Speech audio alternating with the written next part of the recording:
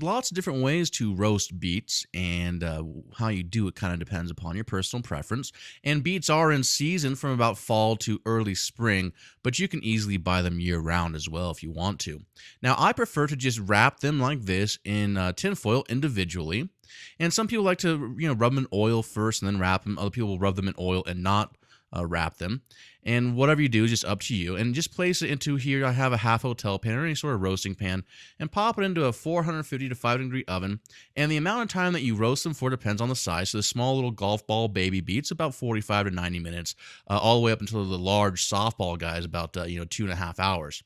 Either way, you want to just be able to stick a wooden skewer into it easily. And once you can stick a wooden skewer through it, you're good to go. And just remove them from the oven and place them onto a sheet tray or just any sort of surface to allow them to cool. And you can either cool them completely, or if you're in a bit of a hurry, you can just don some gloves here to allow you to handle the hot beets. You can see the steam coming off of it. And you want to peel the beets, and you peel them by just rubbing them with a clean kitchen towel. And that's going to take off that thin layer of skin, which will yield a nice beet. Now, I sometimes will actually fire roast my beets or bake them in ash, and this skin will become caramelized, and I actually, at that point, I do not remove it. It becomes part of the dish. So you can experiment and kind of pick the way that you like it.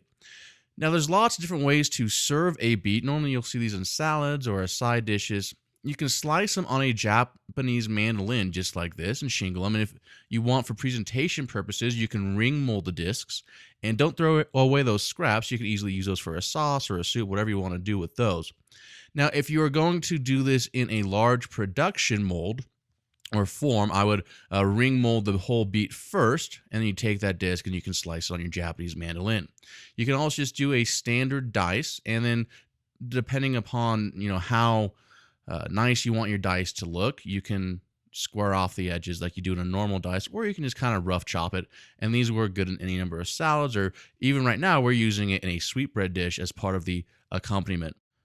To question or comment on this video and for this video's show notes, head on over to stellaculinary.com/KP16.